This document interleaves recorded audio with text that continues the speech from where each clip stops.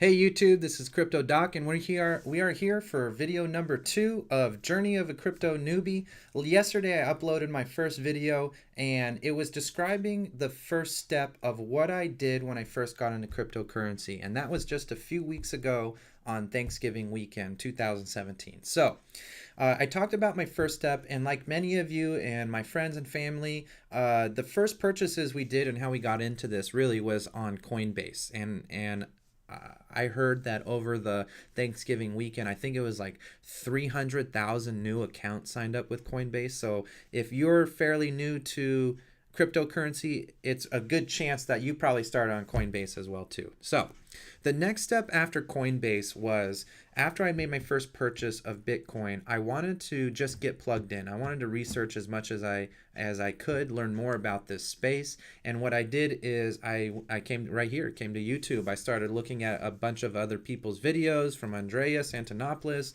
Crypto Nick, Ryan Hildreth, all these people, and reading articles, not just looking at the good side, but also reading articles and the arguments for the bad side, like what would crash Bitcoin, what would make this not viable, government intervention, all these other factors. So I was just learning about it, and it led me down this path where I started learning about other altcoins: Dash, Zcash, Monero, IOTA. I think there's a couple thousand different digital cryptocurrencies. So that opened me up to a whole nother world, that there was so many other alternative coins. And when I was looking at that, my next logical thought was, how do I trade those? How do I invest in those? Because when I looked at my Coinbase account, you could only do Bitcoin, Ethereum, and Litecoin. And as I started researching more about that, I learned about another platform called Bittrex. Now, this seemed to be one of the biggest platforms, or more popular platforms, for US citizens to trade alternative coins. Other things that they don't have all of the coins, but they have quite a bit. I know one of the popular ones that they don't have is IOTA. But basically, my video today is not going to be about Bittrex. It's in fact going to be about GDAX, and here's why. When I was looking for other ways to trade and I came across Bittrex, what a lot of people had recommended was, you want to transfer your money into GDAX, and I'll explain what GDAX is in a second, but you want to transfer your money into GDAX, and then you want to send it over to Bittrex. And the reason for that is, number one, Bittrex does not have that. I'm not sure if you can deposit directly in here from cash. I'm not sure if you can deposit in here with credit card like you can on Coinbase. So you got to transfer in Bitcoin, at least to the best of my knowledge. That's one aspect of it. The second aspect of why I talked about GDAX is because people said transfer from Coinbase into GDAX because there's a lot less fees. And when I started reading about it, I realized that GDAX has fees of about 0.25%, which is certainly a lot less than Coinbase, which can range anywhere from 1.5% up to 4% with credit card purchases and things like that. But basically, what Coinbase, another thing I learned when I got into GDAX is actually Coinbase is owned by the same company that owns GDAX. So they're basically sister platforms. And surprisingly enough, when I signed up and I got my account set up with GDAX, these integrate actually very well. They did a good job because you can transfer your funds from your Coinbase account over to your GDAX instantly, and also for free. So there is no fees on that. And then on top of that, as I put in some orders on GDAX, or deposited money or whatever it was, a lot of it was accounted for in your Coinbase accounts. And I thought that, you can see here, transferred Bitcoin from GDAX. And so a lot of your transfers and everything from GDAX are going to be listed on here. Now, getting into GDAX, since this is the second step, I'm going to talk about GDAX today, and I'll talk about Bittrex and my mining contracts in future videos. But today, let's focus on GDAX. So as you can see, it's a little bit more complicated of a platform than obviously Coinbase. Now, if you're a newbie like I am, some of this can be intimidating. And so I'm currently learning about candlestick charts, learning about the spreads between bid prices and ask prices. I highly recommend that if you're new, you start learning about these basically investment basics. Bid represents BID. Bid has to do with all of the people on the buying aspect, and ask is all the people asking for a certain price for selling. And you can see the difference between these bid and asks right here on this depth chart. You can see here I'm at Litecoin. The current market price is 274, the mid market price. So you can see this splits between all the bids and then all the asks at a higher price looking to sell. Now, certainly look into this, and I'm going to try and explain this chart, but basically you can see in the middle here is the price, and as you go this way, the price gets lower, and this to me is the amount of volume that is waiting to purchase should the price come down here. And then I'm assuming, and please correct me if I'm wrong, leave a comment, shoot me a message, connect with me on Twitter or Instagram. But my understanding about this side is the volume for the ask prices or people waiting to sell. Now, with that being said, that might be a new concept for you if you're absolutely brand new like I am. And how you get this information is because when you come over here, what people can do, or what you can do, is put in a limit order, basically saying, if the price gets here, then my order will be executed.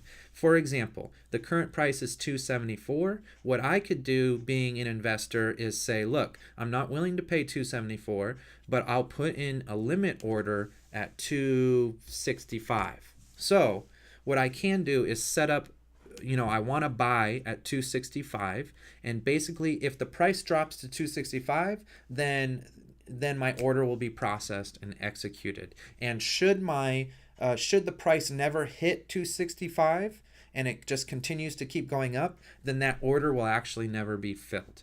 Now, other things, so if you're an active trader or you're investing and you're managing your investments as you should be, doing limit orders and limit sells can be very valuable for you. So it can lock in certain prices, it can make purchases, so you're not having to sit here every minute of the day to get those different orders. The next thing you can see here is the market. Obviously, market is just the market price. So whatever gets matched up right here in the middle, you're going to get pretty close, plus or minus within this price. But if you want to do market orders for that matter, market orders on Coinbase are here. But again, the fees will be higher. So the next one over here is a stop price. And for stop prices, shout out to me and give me a little bit more information about why there's such a huge, what the main difference is between these limits and stops.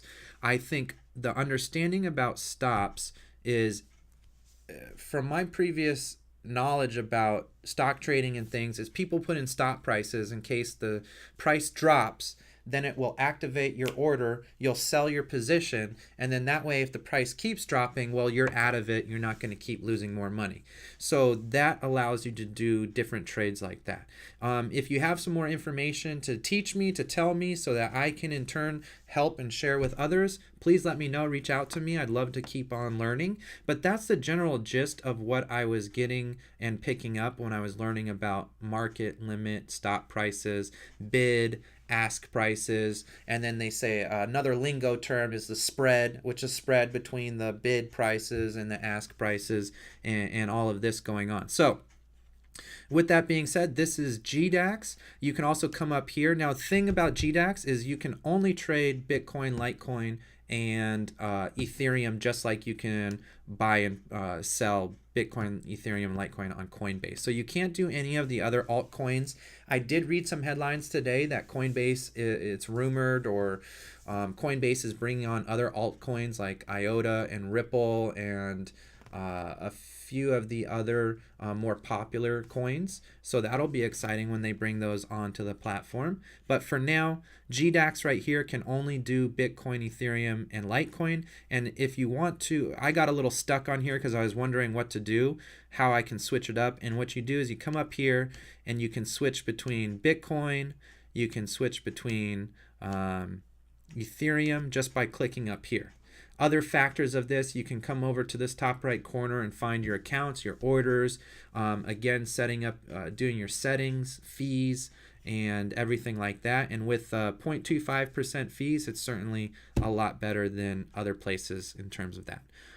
So that's a GDAX account. Again, you can see here a little bit more information. Don't let this be intimidating. In fact, as a trading platform, I've seen some way more complicated ones. This is still fairly simple, and the more you learn about this stuff, as I'm doing, the more it's going to benefit you in the future and hopefully make you more profitable as you go along.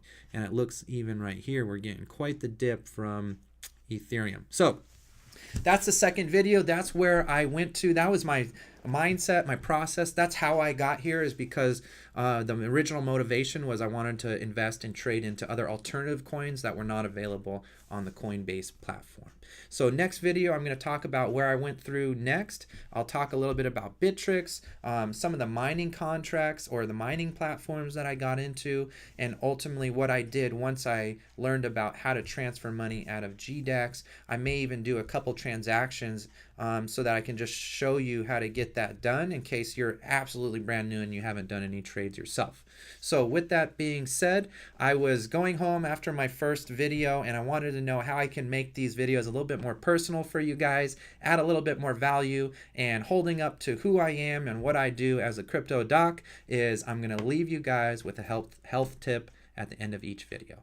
So one thing I noticed as I was getting into cryptocurrency, I was tracking my time. I have this cool little, I got a brand new iPhone watch for my birthday in November, and I have this life cycle app and activity that kind of tracks what you're doing each day. And I realized that I am sitting a whole lot more. So the health tip today is, if you are like me and you can get sucked into this stuff and sit here for hours studying, what you want to do is every 30 minutes get up and move around for at least 3 to 5 minutes. All these studies have been coming out, but one of the big guys who studies the issues with sedentary life and sitting is Dr. James Levine.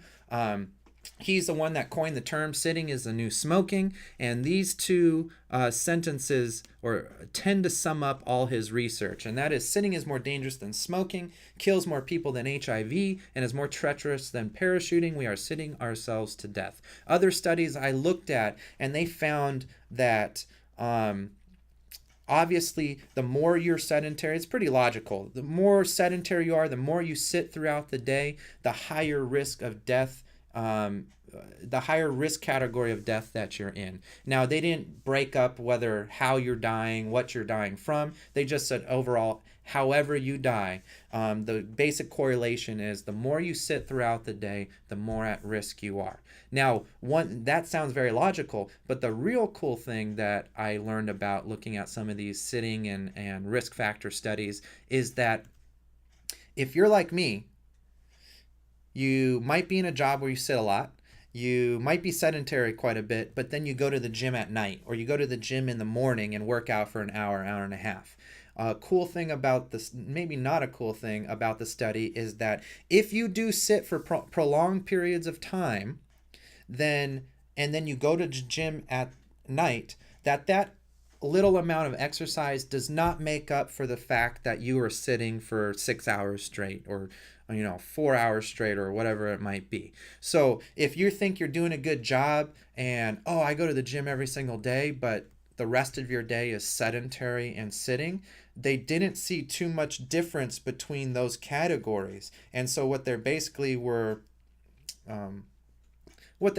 saying, obviously every study says we need more research, but what they were basically saying is that you can't reverse the sedentary life by just going and exercising that night. It'll help you, but there wasn't much correlation in lowering your risk factors of death, so to speak. So that's my tip for the day, is every 30 minutes, get up, move around for 3 to 5 minutes. I know if you're listening to that, it might seem like asking for much, considering how much can happen in this cryptocurrency space in just 5 minutes. But that's my health tip. That's video number 2. I'll see you next time, where I'll talk about mining contracts. I'll try and make a different few transactions and things like that. So Crypto Doc signing off. I'll see you next time. Take care, you guys.